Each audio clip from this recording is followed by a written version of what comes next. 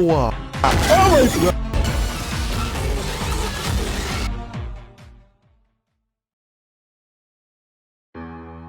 Remember Secret of the Mimic?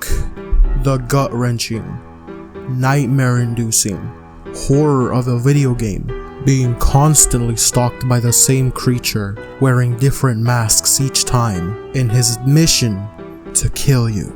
It's a game of cat and mouse. You can't do anything but tiptoe around him, look for a place to hide, while moving forward in your humble mission to find the schematics that make up this being. This game doesn't have a happy ending. After struggling, we die, and we have no other choice but to wait for his eventual return. So yeah guys, after playing Secret of the Mimic, I thought it was a good idea to play the sequel slash prequel, Ruin. I wanted to play a different video game, honestly. I just felt like I needed to finish the Mimic story.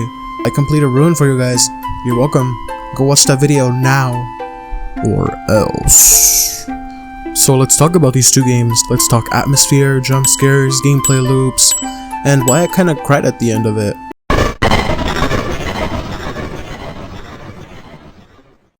I want you to take a good look at Ruin's atmosphere. I mean, really take a good look.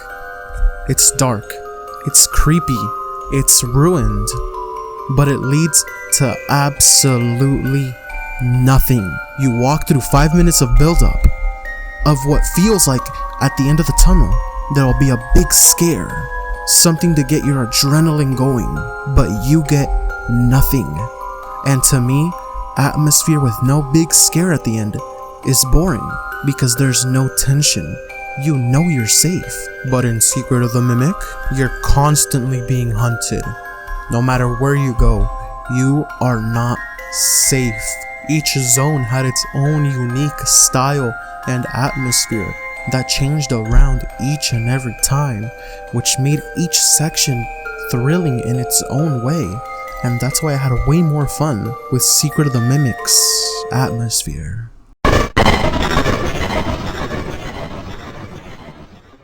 Security Breach was tedious, filled with tasks to the brim. In this small country of a pizzeria, always getting lost.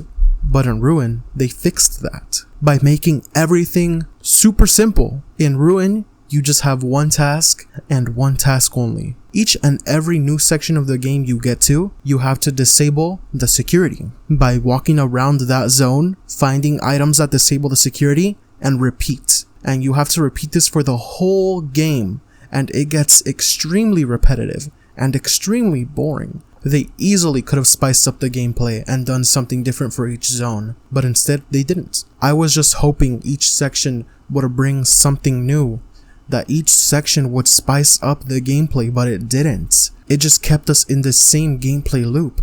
And no, it was not difficult at all.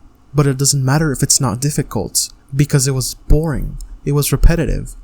I would rather play Secret of the Mimic's extremely difficult and tedious missions that were thrilling than the boring, repetitive missions in Ruin.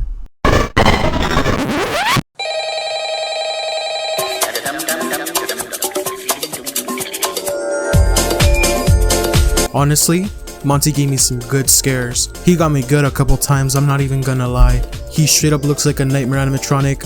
I stayed away from him my entire playthrough. I hated that guy, and they kept him in the game for like a long time. Like, he was like in like so many of the sections of the game, and he would not die even though he was literally like half a corpse. It was so bad. Headless Freddy though, his zone was one of my favorite sections of the game because it was a chase scene, and you know how much I love my chase scenes. I mean, it was thrilling, it was scary, exactly what I was looking for. The entity though, I mean, all you gotta do is take your mask off and he goes away. And he's kind of adorable too, like a haunted Build-A-Bear or something like that. He's kind of cute actually, not gonna lie. Oh, you're cyberbullying me? You're cyberbullying me? Oh, look what I can do. Blocked. Easy. It's so easy. Chica? Not scary at all. She's actually kind of hot. Like, she can ruin me anytime. She can violate my rights. What hit the hardest in this game, as well as Secret of the Mimic's game, was the story.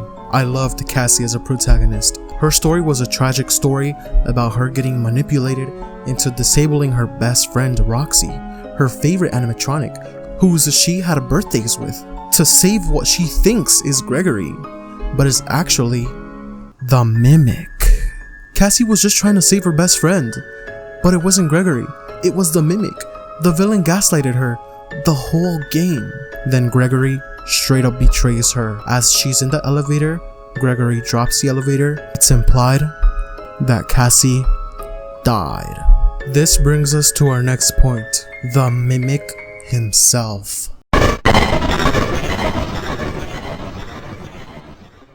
The most incredible aspect of Ruin was when we find out the whole time we've been receiving orders, it wasn't from Gregory, it was from the Mimic. And we get to see his reveal, and it's horrifying. Like the villain actually lied to us using Gregory's voice, and it worked. And after we free him, he hunts us down, ready to kill us, even after everything else he did. And we can't do anything but back away into the corner, into the elevator, to only be betrayed once again by the best friend we thought we came here to save. Ruin isn't perfect. It has repetitive gameplay, boring gameplay loops, too few jump scare scenes, but it had a great story, an amazing villain payoff, and Cassie deserved way better, which is why I give this game. Thank you for watching this video. I hope you enjoyed. Make sure to like, make sure to subscribe. If you haven't seen my full gameplay on Ruin, I recommend you watch that now. Other than that, have a good night.